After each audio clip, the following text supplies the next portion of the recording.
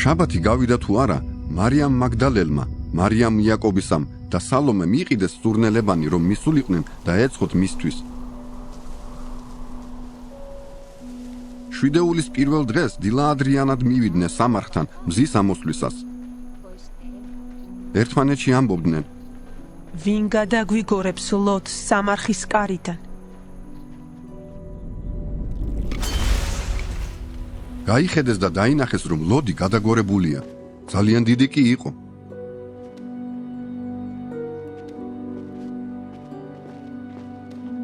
შევიდნენ სამარხში და დაინახეს მარჯვნივ მჯდომარე ჭაბუკი, სპეტაკის სამოსლით შემოსილი და შეკრთდნენ. მან კი უთხრა: ნუ კრთებით, თქვენ ეძებთ ჯვარცმულ იესო ნაზარეველს. იგი აღდგა, აქ არ არის.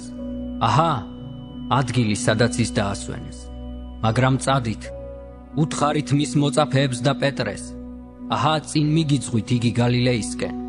იქ ნახავთ მას, როგორც ნათქვამი აქვს თქვენთვის. გამოვიდნენ და გაიქცნენ სამარხიდან, ვინაიდან ცახ-ცახმა და ძრწოლა მაიტანა ისინი. არავის არაფერი უთხრეს, რადგან ეშინოდათ.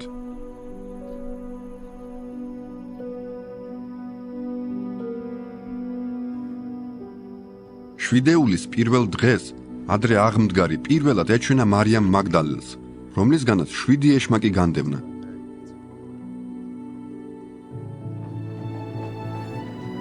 ისიც წავიდა და შეატყობინა მათ, ვინც მასთან ერთად იყვნენ ხოლმე, გლოვიარეთ და მოტირავთ. ხოლო მათ, როცა მოისმინეს, რომ ცოცხალია და მან იხილა, იგი არ ირწმუნეს. ამის შემდეგ სხვა სახით ეჩვენა ორ მათგანს, როცა სოფლისკენ მიდიოდნენ. ისინი მივიდნენ და სხვებს შეატყობინეს, მაგრამ არც მათი ირწმუნეს.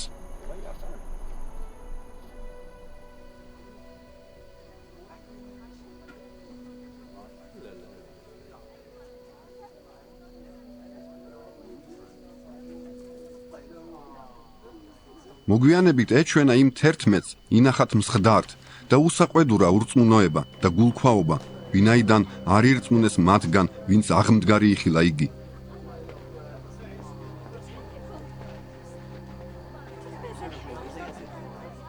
უთხრა მათ: გადით მთელ წუთი სოფელში და ყოველ ქმნილებას უქადაგეთ სახარებ.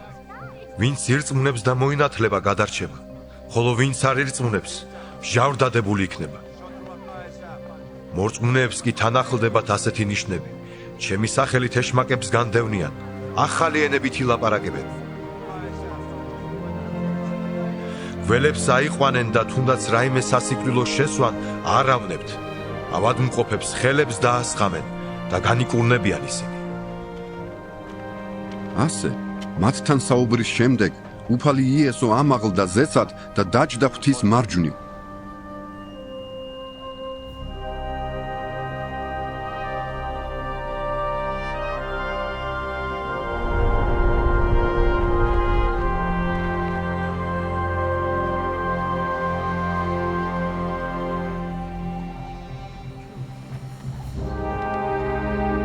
ისინიც წავიდნენ და ქადაგებდნენ ყველგან.